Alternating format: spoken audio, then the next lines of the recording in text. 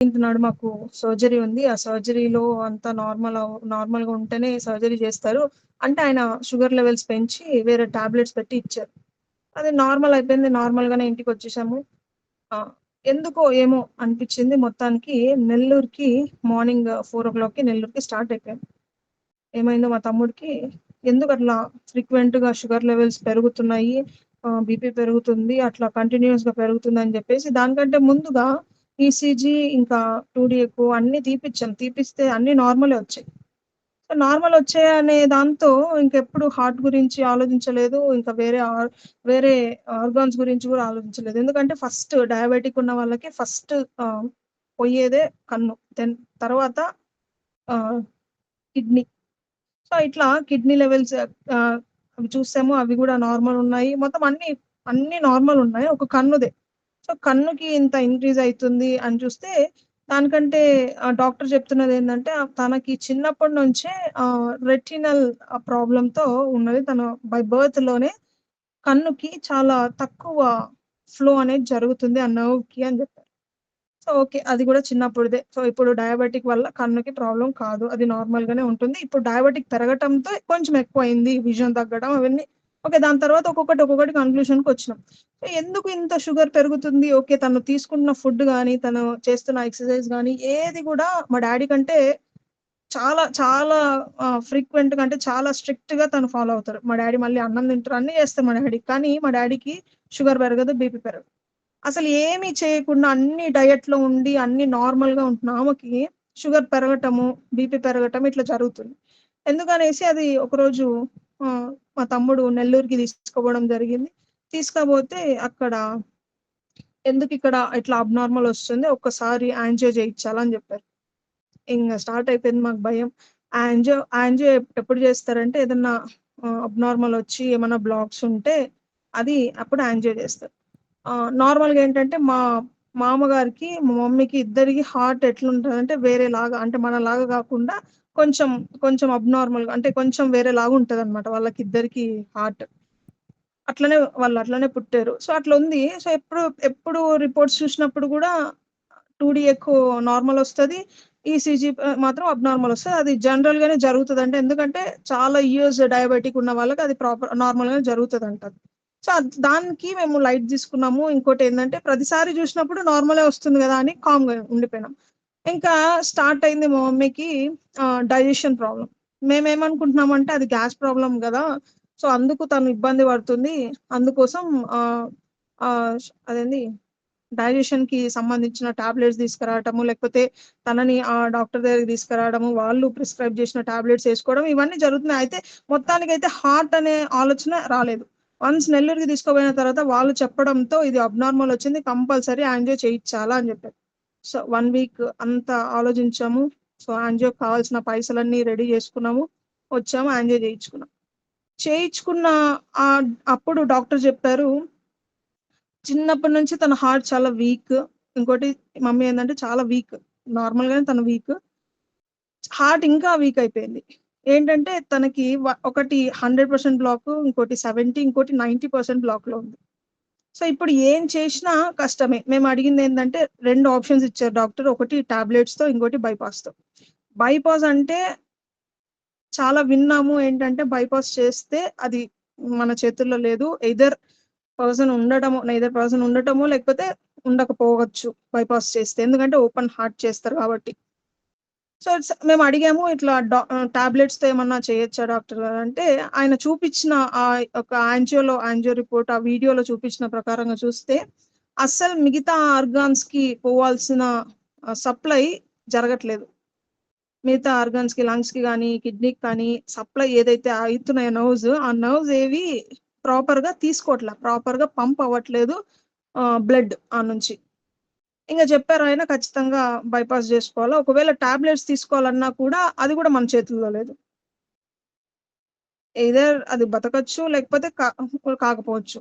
ఇంకా అవన్నీ బ్లాక్స్ వినటంతో మాకు ఒక పిక్చరొచ్చింది. ఏంటంటే 1 ఇయర్ బ్యాకే ప్రవళికక్క వాళ్ళ డ్యాడీ చనిపోయారు. ఆయన గూడా హ్యాపీగా ఎళ్లారు. ఎళ్లి బైపాస్ జేసుకుందామని ఎళ్లారు. ఆయనకి స్ట్రోక్ రాలేదు, ఏం రాలేదు. నార్మల్‌గానే ఎళ్లారు. మాకందరికి హాయ్ జెప్పేసి ఎళ్లారు. అక్కడ బైపాస్ చేసుకొని 2 డేస్ తర్వాతనే ఆయన చనిపోవడం జరిగింది. సో, అది చాలా ఇంపాక్ట్ అయిపోయింది మా మైండ్‌లలో. ఎందుకంటే 1 ఇయర్ కాలే ఇంకా ఆయన చనిపోవడంతో ఇంకా ఇంట్లో మొత్తం నార్మల్‌గా ఎళ్ళిన మనిషే బాడీతో తిరిగి రావటం అనేది చాలా కష్టంగా తీసుకున్నాం మేము. అట్లాంటి సేమ్ పొజిషన్ మమ్మీది గూడా బైపాస్ జేయాలన్నారు. ఇంకా, ఇంక మాకు కావట్లే. ఇంకోటేంటంటే మేము పొద్దున్నుంచి మా మమ్మీ అరుపులతోనే లేస్తాం. ఇంకా అరుచుకోవడం ఇవన్నీ ఉంటాయి. స్టార్టింగ్ పొద్దున్న లేసినప్పటి నుంచి రాత్రి పడుకునేదాకా. ఇంకోటేందంటే నేను పీహెచ్‌డీ 3 ఇయర్స్ కంప్లీట్ చేసి 4థ్ ఇయర్ నుంచి ఇంటికొచ్చే ఉన్నా. ఇంట్లోనే ఉన్నా. సో, ఇంకా ఎక్కువ బాండ్ అయిపోయింది మమ్మీకి. నార్మల్‌గా తమ్ముడెప్పుడు ఉంటారు ఇంట్లోనే.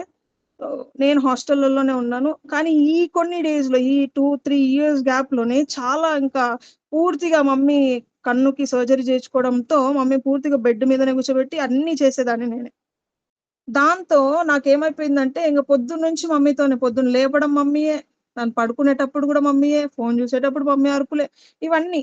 ఇంగా అక్కడి నుంచి వచ్చాము. ఇవన్నీ తెలుసుకున్నాము. ఇట్లా 100% బ్లాకేజ్ ఉన్నది అన్నీ. సో, సర్జరీ జేయించుకోవాలంటే ఆయన సర్జన్ జెప్పిన విషయం ఏంటంటే 70% తొందర చేపించుకోవాలా. 30% రిస్క్ అయితే ఉంది అని జెప్పారు. ఓకే. డాక్టర్ మేమిట్లా ఇంటికెళ్ళేసి వస్తాము. మళ్ళీ మాకైతే భయమేందంటే పెదనాన్న ఎళ్ళిన వాడు మళ్ళీ రిటర్న్ రాలేదు ఎనిక్కి. బాడీతోనే తీసుకొనొచ్చారు. సో, మా భయమేందంటే ఒకవేళ దేవుని చిత్తంలో ఉండి ఆమె బ్రతికితే ఓకే. చేయించుకొని ఇంటికెళ్ళిపోతాం. ఒకవేళ చేయించుకోలేని పరిస్థితిలో ఒకవేళ దేవుని చిత్తంలో ఆమె దేవుని తీసుకొని ఎళ్ళిపోవాలనుకుంటే కనీసం మా డ్యాడీకి గూడా చూపించలేని పరిస్థితి గదా! తెలియను గదా మా డ్యాడీకి. అని చెప్పి ఇంటికి తీసుకుపోవాలని అనుకున్నాం. కానీ వాళ్ళు చెప్పిన భయమేంటంటే, "అసలు జర్నీ గూడా చేయలేదు తను" అని జెప్పారు. "జర్నీ జేయలేరు, ఏం జేయలేరు. మీరెళ్లి తనకు కావాల్సిన బట్టలన్నీ తీసుకొనొచ్చేయండి" అని జెప్పారు. మాకింక చాలా భయమేసింది. ఉన్న సిట్యుయేషన్ వేరు. మేము ఇద్దరం పిల్లలమే. మాతో పాటు మా చిన్నమ్మున్నారు. ఇంక ఆమెనే అన్నీ తీసుకొని పోతున్నారు. మాకు ధైర్యం జెప్తున్నారు. ఇవన్నీ జరిగిపోతున్నాయి. అట్లా చూస్తూ ఉన్నాం. ఇంకేందంటే ధైర్యం జేసుకొని సెకండ్ ఒపీనియన్‌కి పోయాము. అందరిని అడిగినాము. ఇట్లా ఉంది పరిస్థితి. మేమేం జేయాలనుకున్నాం. మేము చిన్న పిల్లలం. మాకింకా ఏం తెలవదు. ఎట్లా పోవాలా అనేసి. ఎందుకంటే ప్రతీదీ డ్యాడీకి పారాలిసిస్ ఉన్నప్పటి నుంచి ఇప్పటిదాకా ప్రతి హాస్పిటల్ మమ్మీనే తిప్పారు. మమ్మీనే తిరిగారు. ఆమెనే జేశారు అన్నీ. కాబట్టి మాకేం హాస్పిటల్‌వి అవేం తెలవవు. సడెన్‌గా తనకే బాలేకపోవడంతో ఇంకా మాకేం చేయాలో గూడా తెలీదు. అట్లాంటి టైంలో తీసుకెళ్ళిపోయాము ఇంటికి. సెకండ్ ఒపీనియన్ తీసాము. ఆయన ఏమైతే చెప్పారో అయితే మేము ఇంకా మిగతా డాక్టర్స్‌కి అంటే నాకు సీఎంసీలో డాక్టర్స్ తెలుసు. వాళ్ళకి అడిగిన విషయం ఏంటంటే, "ఇట్లా జర్నీ చేయొచ్చా?" అంటే వాళ్ళు పెట్టిన భయము కిమ్స్ హాస్పిటల్‌లో వాళ్ళు పెట్టిన భయం ఏంటంటే జర్నీ గూడా చేయలేరు అని. సో, ఆ భయంతో మేమింకా ఏం చేసామంటే అందరి డాక్టర్స్‌ని అడుగుతున్నాం. సెకండ్ ఒపీనియన్ గదా! ఎక్కడ డాక్టర్ బావుంటది? ఏ ఏ హాస్పిటల్‌లో చాలా సక్సెస్ రేట్స్ ఉన్నాయి? ఇవన్నీ కనుక్కుంటున్నాము. మమ్మీ ఏమో కార్‌లో ఉన్నారు. మేమేమో ఇవన్నీ కనుక్కున్నాం. ఆమెకు అర్థం కావట్లే ఏం చేస్తామో. ఆల్రెడీ బెడ్ మీద తీసుకుపోవటంలోనే ఆమె అనుకున్నారు. ఓకే. నాది గూడా ఆయనలాగానే నేను మళ్ళీ వస్తానో రానో కూడా తెలవదు నాకు అనే ఒక స్టేట్ ఆఫ్ మైండ్‌లోకెళ్ళిపోయినారు పూర్తిగా తను. అయినప్పటికి మేమేదో తనని ఎంకరేజ్ జేయాలా, అట్లాంటివన్నీ కాదు. దేవుడు మనకున్నారు. ఇవన్నీ చెప్తూ వచ్చినాం. కానీ మాకే ఇంకా లోలోకెళ్ళిపోతున్నాం. మమ్మీకి ధైర్యం అయితే చెప్తున్నాం గానీ, మా వల్ల గావట్లేదు మేము దాన్ని తీసుకోడానికి.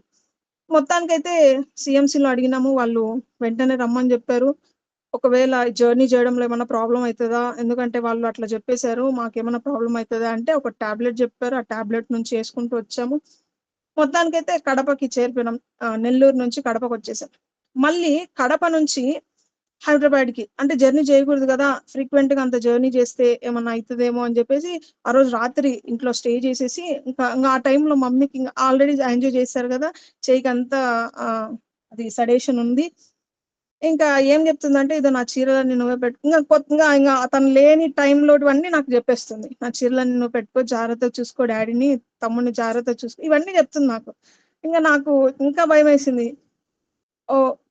ఈమె ఎందుకు ఇవన్నీ జెప్తుంది అనేసి నేను అవన్నీ ఏం జెప్పొద్దు, ఏం గావు. దేవుడున్నారు మనకి అని చెప్పి మళ్ళీ మార్నింగ్‌కి స్టార్ట్ అయిపోయాము. కడప నుంచి మళ్ళీ హైదరాబాద్‌కి. వచ్చినాము ఇక్కడ నెక్స్ట్ డే ఎళ్లి యాంజియో చూయిచ్చాము డాక్టర్‌కి. ఇక్కడ స్టార్ హాస్పిటల్‌కి వచ్చాము. అక్కడ డాక్టర్ అంటే ఎ ఇవన్నీ ఇవన్నీ జరగటం ఏంటంటే మమ్మల్ని దేవుడు టెస్ట్ జేస్తున్నారో, లేకపోతే మమ్మీకి పూర్తిగా తనకి ఉన్న 0% నుంచి తనని పూర్తిగా క్యూర్ జేస్తున్నారో, అది అది తెలవలేదు గానీ ఆ టైంలో. కానీ వన్స్ మేము హాస్పిటల్‌లో ఎళ్లి అడ్మిట్ జేసుకున్న తర్వాత అదే అడ్మిషన్ తీసుకొని ఇంటికొచ్చిన తర్వాత చాలా ఎట్లా బలపరిచారంటే దేవుడు, ఈవెన్ అనిత ఆంటీ కాల్ చేస్తున్నప్పుడు నేను అవి చెప్పుకొని బాధపడలే అసలు కాల్స్ గూడా లిఫ్ట్ చేస్తలేను. ఎందుకంటే అవన్నీ చెప్పడంలో నేను చాలా ఏడ్చేస్తున్నా. ఆంటీకి ఫోన్ చేసి ఎప్పుడు ఆంటీకి ధైర్యం చెప్పేదాన్ని గానీ, నేను ఒక్కసారిగా ఏడుస్తున్న టైంలో ఆంటీ ఇంకా "వద్దుమా నువ్వు ఏం చేయొద్దు. మేము ప్రార్థన చేస్తాము" అని కంటిన్యూయస్‌గా అసలెట్లా అంటే నైట్ టైము 12, 1 ఆ టైంలలో గూడా నాకు ఆంటీ మెసేజ్ చేసేవాళ్ళు. ఇంకా టీమ్‌లో ఉన్న వాళ్ళైతే ఇంగ ఫ్రీక్వెంట్‌గా నాకు మెసేజ్ చేసేవాళ్ళు. "ఎట్లున్నారు ఆంటీ? ఏం గాదు. టెన్షన్ పడొద్దు." ఇంగ పీక్ టైమ్ వస్తుంది. ఇంకా మమ్మీకి ఆ డేట్ చెప్పేసారు. 26థ్ నాడు సర్జరీ ఉంటది. 25థ్ నాడు అడ్మిషన్ ఉంటది అని చెప్పి ఇంకా మా మమ్మీ భయపడుతుంది. ఒకటే చెప్పాం. ఇదో దేవుడు ఒకవేళ తీసుకోవాలనుకుంటే హ్యాపీగా తీసేసుకుంటాడు. ఎందుకంటే నువ్వు ఆల్రెడీ బాప్తిజం తీసుకున్నావు. దేవుని పరిచర్య చేస్తున్నావు. దేవునికి సాక్షిగా ఉన్నావు కాబట్టి దేవుడు నిన్ను తీసేసుకోవాలంటే ఈజీగా తీసేసుకుంటారు. ఆయనకి నువ్వు ఇష్టంగా ఉన్నావు అంటే ఆయన చిత్తం. అంతే ఏం జరిగినా ఆయన చిత్తం. మమ్మల్ని కూడా దేవుడు టెస్ట్ చేస్తున్నారేమో టెస్ట్ చేసుకొని మా యొక్క విశ్వాసాన్ని మేము కూడా బలపరుచుకుంటాము. 25థ్ నాడు చర్చ్‌కెళ్ళాము. 24థ్ నాడు చర్చ్‌కెళ్ళాము. అయితే మేమేమనుకున్నామంటే దేవుడా ఇప్పుడు మీరు మాట్లాడండి. తనతోనే మీరు మాట్లాడండి డైరెక్ట్‌గా. ఏంటంటే తనకి ధైర్యం చెప్పండి మీరు. ఏం చేయబోతున్నారో మీరు అని చెప్పి. అయితే ఆ రోజు ఇక్కడ హైదరాబాద్‌లో చర్చ్‌కెళ్తే అక్కడ పెంతెకోస్తు కాలింగ్ అనేది ఒకటి చెప్పారు వాళ్ళు వాక్యం. అయితే ఏంటంటే అక్కడ ఆహ్, అపోస్తల కార్యము 2 అధ్యాయము 11 వచనమేమో అక్కడ చెప్తున్నారు ఏంటంటే, నిన్ను గొప్ప సాక్షిగా నేను ఉంచుకుంటున్నాను అని. చూడమ్మా ఇప్పుడు గూడా దేవుడు మాట్లాడుతున్నారు నీతో. ఇప్పుడు గూడా నీతో మాట్లాడుతున్నారు. కాబట్టి నువ్వు టెన్షన్ పడొద్దు. దేవుడు మాట్లాడుతున్నాడు. నువ్వు ఒక సాక్షిగా నిలబడాలా. అందరికి ఇట్లా చేసుకుంటున్న వాళ్ళకి ఎప్పుడు నేను టీమ్‌లో ఒకటి జెప్తా. ఏంటంటే ఎవరైతే ఆ ఫేజ్ గుండంగా వెళ్తా ఉంటారో వాళ్ళకి మాత్రమే దాని బాధ తెలుసు. ఇప్పుడు ఎగ్జాంపుల్ జాబ్ లేదనుకోండి. ఆ జాబ్ లేదు, ఆ స్ట్రగుల్స్ అయితున్న వాళ్ళకే తెలుసు. వాళ్ళు ఇతరుల జాబ్ లేని వాళ్ళ కోసం ప్రార్థన చేయగలుగుతారు కష్టపడి. ఇంకోటి వివాహాలు చాలా వస్తున్నాయి, క్యాన్సెల్ అయిపోతున్నాయి అని ఎవరికి తెలుస్తదంటే, చాలా టైమ్స్ రిజెక్ట్ అయిన కేసెస్ మాత్రమే తెలుస్తాయి. సో, అట్లాంటి వాళ్ళు చాలా భారం కలిగి ప్రార్థన చేస్తారు. ఎందుకంటే వాళ్ళు కూడా అదే బాధలలో ఉన్నారు కాబట్టి. ఒక హెల్త్ ప్రాబ్లమ్ వచ్చిన వాళ్ళు ఇంకొకరి గురించి ఎప్పుడు చేస్తారు? ఏ అంశం గురించి చేయగలుగుతారంటే హెల్త్ విషయంలోనే. ఎందుకంటే వాళ్ళు అదే ఫేజ్ గుండంగా వెళ్తున్నారు. సో, నేను చెప్పిన విషయం ఏంటంటే మమ్మీకి, ఇదో ఇట్లానే చాలా మంది దేవుని దేవుని యందు విశ్వాసం ఉంచక ఉంటారు చూడు. వాళ్ళకి నువ్వు ఒక సాక్షిగా నిలబడాలనేమో దేవుడు నీతో మాట్లాడుతున్నారు అని చెప్పి. సో, అదే రీతిగా ఆ రోజంతా గడిచిపోయింది. నెక్స్ట్ డే 25థ్ నాడు ఇంకా ఎళ్లి అడ్మిట్ అవుతున్న టైంలో నైట్ మా పెద్దమ్మ బెడ్ షీట్స్ తీసి ఇంకా కొత్తవి పరచాలని అనుకుంటప్పుడు మా మమ్మీ చెప్తున్నారు. "ఇదో నేను మళ్ళీ వస్తానా? అక్క నేను మళ్ళీ ఇంటికొస్తానా? ఒకవేళ రాని పక్షంలో ఉంటే పిల్లల్ని నువ్వు చూసుకో అక్క. ఆయనని చూసుకో నువ్వు" అని చెప్పి మమ్మీ ఇంకా మార్నింగ్ రెడీ అయిపోయారు. ఇంకా పెద్దమ్మ ఇంకా మమ్మీని హాస్పిటల్‌కి తీసుకోబోతున్నప్పుడు పెద్దమ్మ చెప్తుందప్పుడు. ఎందుకంటే వాళ్ళిద్దరే ఒక రూమ్‌లో పడుకుంటారు మమ్మీ, పెద్దమ్మ. చెప్తుంది ఇట్లా మళ్ళీ వస్తానా అని ఏడుస్తుంది. ఆల్రెడీ ఇది చూసింది గదా ఇంట్లో ఒక విషయము. అందుకోసం అదే భయంతో ఉంది అని చెప్పి. ఇంగ మమ్మీని ఎట్లా ధైర్యపరుస్తున్నామంటే మాకర్థం కావడంలే. ఇంకోటేంటంటే మమ్మీ లేని టైంలో మేము ఏడ్చుకుంటున్నాం. మమ్మీ ముందు మాత్రము మా తమ్ముడు, నేను మాత్రం చాలా స్ట్రాంగ్‌గా కనిపిస్తున్నాం. కొంచెం మా తమ్ముడు ఏడ్చినా మమ్మీ కనిపెట్టేస్తది. ఇంకా ఆమె గూడా ఏడ్చేస్తది. సో, అట్లాంటి టైంలో ఎట్లా అంటే ఇంకా మమ్మీ ఏం టెన్షన్ గాదు. చాలా మందితో ప్రార్థన చేయించుకున్నాము. ఇంకా మా తమ్ముడేంటంటే కొన్ని టైమ్స్ వాడు ప్రార్థనలలో స్టాండర్డ్‌గా ఉండేవాడు కాదు. మేబీ వాడికి గూడా ఒక టెస్ట్ ఏమో ఇది. కొన్ని టైంలో విశ్వాసంలో ఉండకుండా ఉన్నానేమో నేను. నాకు గూడా ఒక టెస్ట్ ఏమో ఇది. అట్లా చాలా ఫేజెస్ కనిపిస్తున్నాయి. ఇంకోటి కొంచెం అవిశ్వాసం ఉన్నా మాకేమనిపిస్తదంటే రీల్స్ చూస్తున్న టైంలో వెంటనే నీ విశ్వాసం దేవుడు చూస్తున్నారు అనే ఒక మాటలు మాత్రమే కనిపిస్తాయి. ఓకే ప్రభువా! ఇంకా ఏం జరిగినా మేము రెడీగున్నాం. మమ్మీకి ఏం జరిగినా మేము రెడీగున్నాం. ఇంక అని 26థ్ నాడు పంపించాం లోపలికి ప్రేయర్ చేసి. అద్భుత రీతిగా ఏంటంటే డాక్టర్ ఒక క్రిస్టియన్. ఇంకోటి చేస్తున్న సర్జరీ ఏంటి అంటే అది ఒక రోబోటిక్ సర్జరీ. మనుషులు ఏమన్నా ఊపి చేయగలిగి ఏమన్నా ప్రాబ్లమ్ జరుగుతదేమో కానీ అది ఒక రోబోటిక్. ఇంకోటి అవన్నీ కాదు కానీ డాక్టర్ కి ఒక 48,000 సర్జరీస్ చేశారంట ఆయన. అన్ని సక్సెస్ రేటే, ఒక్కటి కూడా ఫెయిల్యూర్స్ జరిగినట్టు లేవంట. అది ఒకటి కనుక్కున్నాము. ఇంకోటి అది రోబోటిక్ లాగా జరుగుతుంది, ఏ రిబ్స్ కూడా కట్ చేయడం అనేటివి ఏమి జరగవు. సో ఇవన్నీ కనుక్కున్నాము. కనుక్కొని ఒక చిన్న అంటే 99 అంత పర్సెంట్ పాజిటివ్ రేట్ లోనే ఉంది. 1% ఒకవేళ దేవుడికి తీసుకుపోవాలనే ఇష్టం ఉంటే మా పరిస్థితి ఏంది? అంత బానే ఉంది. అంటే అంత దేవుడు విశ్వాసంతోనే నడిపిస్తున్నాడు. ఏ ప్రాబ్లమ్ వచ్చినా. ఇంకోటేంటంటే మా తమ్ముడికి ఆఫర్ లెటర్ వచ్చింది. ఇంకా ఆ సంతోషము కంటే ఈ బాధ ఎక్కువైపోయింది మాకు. ఇంకోటి నా పేపర్ అప్పుడే యాక్సెప్టెన్స్ రావటము, ఆ సంతోషం కంటే ఈ బాధనే చూస్తున్నాం. ఇంకా కావట్లేదు మాకు. ఆలోచిస్తున్న కొద్దీ దేవుడు చేస్తాడు అనే ఒక విశ్వాసం 99.9% ఉంది. కానీ ఒక్క 0.1% లో ఒకవేళ అమ్మకి ఏమన్నా అయితే ఎట్లా రిటర్న్ తీసుకుపోవాలా?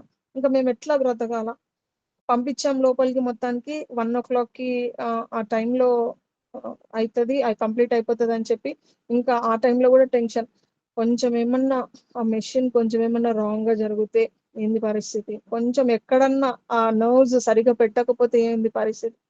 అయ్యో వైద్యులకి పరమ వైద్యుడు నేనని చెప్తున్నా. అప్పటికి కూడా దేవుడు మాటలు వినిపిస్తూనే ఉన్నాయి. వైద్యులకి పరమ వైద్యుడు నేను, ఆ డాక్టర్స్ నేను నమ్ముకుంటున్నావేమో, డాక్టర్స్ కంటే పెద్ద డాక్టర్ నేను, టెన్షన్ పడద్దు నేనున్నా. ఒక పక్కన ధైర్యం చెప్తున్నాడు మా తమ్ముడు, కానీ వాడు కూడా ఏడుస్తున్నాడు. వాడేమో నాకు ధైర్యం చెప్తున్నాడు నేను ఏడ్చకూడదని, నా పక్కకెళ్ళి వాడు ఏడుస్తున్నాడు. వాడు ఏడుస్తే ఇంకా నన్ను ఇంకా బలపరుస్తున్న వాడు ఏడుస్తుంటే ఇంకా నాకు ఏడుపు వస్తుంది. ఇంకా కావట్లా. ఇంకా అంతమంది ఉన్నారు, మామున్నారు, పెద్ద అందరు వచ్చారు, అందరు టెన్షన్ పడుతున్నారు. అట్ లాస్ట్ 1:00కి సర్జరీ అయిపోయింది, కంప్లీట్ అయిపోయింది అని దేవుడు మంచిగా అసలు ఏ కాంప్లికేషన్స్ లేకుండా దేవుడు కాపాడాడు. ఇంకో విషయం ఏంటంటే పెద్దనాన్నకు కూడా సర్జరీ మంచిగానే జరిగింది. మా పెద్దనాన్నకి అంటే ప్రవళికక్క వాళ్ళ ఫాదర్ కి మంచిగా సర్జరీ జరిగింది. దాని తర్వాత 2 డేస్ అంటే సర్జరీ చేసిన తర్వాత 2 డేస్ ఆయన బ్రీత్ తీసుకోవడంతో, ఇంకా యూరినల్ ఇన్ఫెక్షన్, ఇంకా బాత్రూమ్ పోకపోవడంతో ఆయనకి ఏమైందంటే ప్రతి ఆర్గాన్ డ్యామేజ్ అయితా వచ్చింది. ఇంకా అదొక టెన్షన్. మళ్ళా సర్జరీ మంచిగానే జరిగింది, దేవుడా మంచి చేసినావు ప్రభువా సర్జరీ అంతా అని అనుకున్నాము. దాని నెక్స్ట్ ఆ 2 డేస్, ఆ 48 అవర్స్ లేదా 72 అవర్స్ చాలా క్రూషియల్. ఏంటంటే కొంచెం వాష్రూమ్కి వెళ్ళకపోయినా, కొంచెం బాత్రూమ్ రాకపోయినా చాలా ప్రాబ్లం అవుతుంది అది హార్ట్ కి. ఎందుకంటే అన్ని ఆర్గాన్స్ స్టాప్ అయిపోతాయి ఫంక్షన్ చేయకుండా. సో అట్లాంటి పొజిషన్. ఇంకా టెన్షన్. మమ్మీ ఇంకా నేను ఎట్లా అంటే ఇంకా మమ్మీ పక్కన నన్ను కూర్చోబెట్టాడు. ఇంకా మమ్మీ లెగుస్తుంది దగ్గిన, ఇంకా తను అట్లా జరిగిన ఇంకా మొత్తం మేల్కొనే ఉన్న పూర్తిగా 4 డేస్ నేను. అంటే ఆ సిచ్యువేషన్ పెద్దనాన్నది చూసినాం కాబట్టి ఇంకా భయం మాకు. ఒకవేళ ఏమన్నా అయితే ఎట్లా ఎత్తుకొని పోవాలి ఇంటికి, మా పరిస్థితి ఏంది తర్వాత అని. అద్భుత రీతిగా దేవుడు చాలా అసలు. ఇంకో విషయం ఏంటంటే నార్మల్ గా ఈఎంఐకి ఒక 1,000 3,000 పైసలు కష్టం చాలా ఎత్తుక్కోవడం. అట్లాంటిది 2 days లో 12 lakhs అరేంజ్ చేశాడు దేవుడు. అసలు కార్యం ఎట్లా అంటే పూర్తిగా మమ్మీకి కన్ను సర్జరీ అయినప్పుడు కూడా 0% నుంచి దేవుడు 55% కి తీసుకొని వచ్చారు. కన్ను పూర్తిగా 0, అసలు ఇంకా కనిపించదని ఒక 5-6 హాస్పిటల్స్ లో వెరిఫై చేసుకున్నా కూడా దేవుడు లేదు నువ్వు నమ్ము నన్ను అని 0 నుంచి 55% కి తీసుకొని వచ్చారు కన్నుని. అంతే మొత్తం క్యూర్ చేసి పంపిస్తున్నా అంటే 0 నుంచి కొంచెం విజన్ తీసుకొని వచ్చినారు. ఇప్పుడు హార్ట్ నువ్వు ఒకవేళ టాబ్లెట్స్ తో కంప్లీట్ చేసుకున్నావేమో, స్టన్స్ తో ఏమైనా చేస్తున్నావేమో, ఒకవేళ చేస్తే నీకు కొంచెమే ఉంటదేమో, పూర్తిగా నేను క్యూర్ చేయాలనుకుంటున్నాను అని చెప్పి దేవుడు పూర్తిగా క్యూర్ చేస్తున్నారు తననైతే. అసలు అసలు అనుకోవడం ఎందుకు నెల్లూరుకని, రాత్రి డెసిషన్ తీసుకోవడం ఏంది, పొద్దున కార్ అరేంజ్ అవ్వడం, ఇంకా మనీ అరేంజ్ అవ్వడం, యాంజియోకి అరేంజ్ అవ్వడం, అన్ని అసలు ఎట్లా దేవుడు నడిపించుకుంటూ వచ్చినారంటే అంత. ఇంకోటి ఏంటంటే ఆమె సర్జరీ అయిన నెక్స్ట్ డేకే ఇంకా సెడేషన్ కాలేదు, ఇంకా పోలేదు మత్తు అయిన అయిన డేనే. నార్మల్గా అయితే మిగతా పేషెంట్లకు అయితే 2 days పడుతుందంట సెడేషన్ పోవాలంటే. ఎందుకంటే అది లోపల జరుగుతున్న పార్టీకి కదా, చాలా మత్తు ఉంటది. అంటే దెబ్బ తగలకుండా, వాళ్ళు ఎట్లా కదిలిన ప్రాబ్లం రాకుండా 2 days కి సరిపడా సెడేషన్ ఇస్తారు. ఆమె ఒక డేకే లేచేసి ఇద్దరికి సాక్ష్యం, అక్కడే ఆ చుట్టుపక్కల నర్సులు ఉంటారు కదా వాళ్ళిద్దరికి సాక్ష్యం చెప్పింది. దేవుడు మాత్రమే నన్ను స్వస్థపరిచాడు. నా బాడీని నేను డాక్టర్స్‌కి ఇచ్చాను. కానీ నా ఆత్మని మాత్రం నేను దేవుడికి అప్పగించుకున్నాను. తీసుకో ప్రభువా నువ్వే అని అప్పగించుకున్నాను నేను. నా బాడీని డాక్టర్స్‌కి ఇచ్చేసాను. చెప్తుంది తన సాక్ష్యం ఏందంటే, తన లెఫ్ట్ సైడ్ నలుగురు డాక్టర్స్ ఉన్నారంట. తన వైట్ డ్రెస్‌లో నలుగురున్నారంట. తన లెఫ్ట్‌లో నలుగురున్నారంట. ఉండి అందరూ ఆపరేషన్ చేస్తున్నారంట. తను ఆ విజువల్ చూస్తున్నాడు. ఇవన్నీ ఏంటంటే దేవుడు మమ్మల్ని టెస్ట్ చేస్తున్నాడు.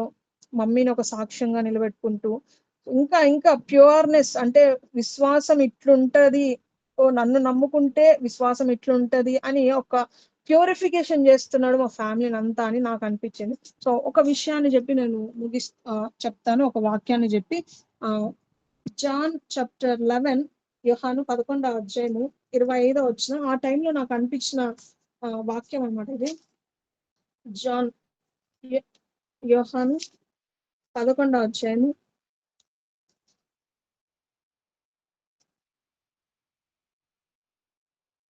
25వ వచనం చదువుకుందాం. అందుకు యేసు పునరుత్థానమును జీవమును నేనే, నా యందు విశ్వాసముంచువాడు చనిపోయినను బ్రతుకును. ఒకసారి అందుకు యేసు పునరుత్థానమును జీవమును నేనే, నా యందు విశ్వాసముంచువాడు చనిపోయినను బ్రతుకును. ఆ టైంలో నాకు అనిపించిన విషయం ఏంటంటే వీళ్ళు కూడా ఇక్కడ జరుగుతున్న కాన్వర్జేషన్ ఏంటంటే మార్తా, మరియా, లాజరస్ ఆయన చనిపోయిన టైంలో ఇది జరుగుతున్న కాన్వర్జేషన్. అప్పుడు మామూలుగా మనకు తెలిసిన విషయం ఏంటంటే దేవుడు ఎప్పుడు ఆయన తిరిగి లేచారు అంటే గుడ్ ఫ్రైడే తర్వాత 3 డేస్ సమాధిలో ఉండి 2 డే 2 డేస్ సమాధిలో ఉండి 3 డే ఆయన పునరుత్థాన రిజరెక్షన్ జరుగుతుంది. ఆయన లేవడం జరుగుతుంది. నార్మల్ గా మనము ఏమి డే ఆ రోజు అంటే అదొక్క డే కోసమే అదొక్క రోజే మనము దేవుడిని పునరుత్థానం అని అనుకుంటామా, లేకపోతే ఆయన లేవడము అనేది అనుకుంటామా అంటే నార్మల్ గా అంటే మనము ఏప్రిల్ 14th లేకపోతే ఏప్రిల్ 17th ఈ టైంలో మనము రిజరెక్షన్ డే, ఈస్టర్ డే అని అనుకుంటాం. నార్మల్ గా కొన్ని ఫన్నీ డేస్ ఉంటాయి, కొన్ని ఇండిపెండెన్స్ డే, కొన్ని ఫిక్స్డ్ డేస్ ఉంటాయి. సో అట్లా డేగా మనము అనుకుంటున్నామా? యాక్చువల్ గా దీనికి ప్రాపర్ మీనింగ్ ఏంటి? నేనే పునరుత్థానమును, నేనే జీవమును అని దీనికి ప్రాపర్ మీనింగ్ ఏంటి అంటే, ఆ టైంలోనే ఆయన ఇంకా సమాధి చేయబడక ముందే, ఆయన ఇంకా సిలువ వేయబడక ముందే ఆయన చెప్తున్నాడు, నేనే పునరుత్థానము. ఆ మార్తకు చెప్తున్నారు ఏంటంటే, ఇదో ఇక్కడ ఒక కార్యం జరగబోతుంది. అది పునరుత్థానం ఒకటి వస్తది. నువ్వు చూడని చెప్పట్లేదు ఆయన. నేనే పునరుత్థానం. ఆ రిజరెక్షన్ జరగడమే నా ద్వారానే జరుగుతదది. ఆ ఆ పునరుత్థానంని నేనే అని చెప్తున్నాడు. ఆ జీవాన్ని నేనే అని చెప్తున్నాడు. సో, ఆ టైంలో నా 4 రోజులు సమాధిలో చేయబడిన ఉండబడిన ఆ లాజర్‌ని దేవుడు లేపడంతో ఇక్కడ మార్తాకు అర్థంగా ఫస్ట్ సందేహించిందామె. ఎట్లా లేస్తాడు చనిపోయిన మనిషి? పేతురు అట్లాంటి ఆయనే జంకినాడంట. ఎవరో ఈయన నాకు తెలీదు అని. తరువాత ఆయన యొక్క పునరుత్థానం యొక్క శక్తిని చూసి, ఆ బలాన్ని చూచి సంఘాల్ని స్థాపించే వ్యక్తిగా తయారైపోయినాడు ఆయన. పౌలు గూడా.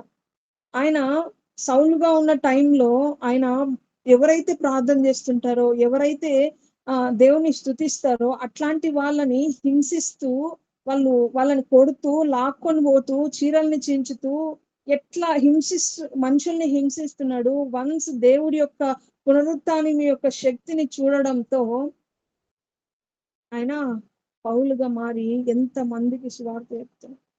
అలెగ్జాండర్ ద గ్రేట్ ఆయన గురించి మనకు తెలిసిన విషయం. ఆయన చెప్తున్నాడు అసలు గ్రేట్ అనే విషయము గ్రేట్ అనేది ఎవరికి పెడతారంటే ఏది రీప్లేస్ చేయలేని టైంలో గ్రేట్ అనేది పెడతారు. అసలు ఆ గ్రేట్ అనేది పెట్టకండి నా ముందు. ఎందుకు నా యొక్క సమాధిని కూడా ఇట్లా 2 చేతులు చాచి సమాధిని తయారు చేయండి. ఎందుకంటే నాకు అసలు అంత అర్హత లేదు ఆ గ్రేట్ అనే విషయాన్ని పెట్టుకోవడం. నాకంటే కాదు. అసలు నేను ఇట్లా ఉండడానికి కారణమే ఒక వ్యక్తి ఉన్నారు. ఆయన వల్లనే నేను ఇట్లున్నాను. సో నా చేతుల్లో ఏం లేదు. ఐ యామ్ ఎంప్టీ అని చెప్పి అలెగ్జాండర్ ద గ్రేట్ చెప్తున్నాడు. సో పునరుత్థానం నీ జీవం నేనే. ఏమొస్తది ఆ పునరుత్థానం జీవం మనలో ఉంటే అంటే ఫస్ట్ థింగ్ జీవము అనగా ఏంటి అంటే 3 విషయాలు ఏంటిదంటే ఒకటి ఆదాము అవ్వకి జీవాన్ని ఇచ్చింది దేవుడే. అంటే ఈ భూమి మీదికి జీవం రావటము కూడా ఫస్ట్ ఫస్ట్ టైం రావటము. సెకండ్‌ది ఏంటిదంటే ఎట్లా ఉంటది ఆయన కార్యాలు, ఆ యొక్క జీవం కలిగిన కార్యాలు ఎట్లుంటదంటే భూమి పైకి జీవం రావటం గూడా ఫస్ట్. సెకండ్‌ది ఏంటి అంటే ఇక్కడ అపోస్తుల కార్యము sorry Ephesians chapter 2 first verse చూసుకుంటే ఎఫెసీయులు రెండో అధ్యాయము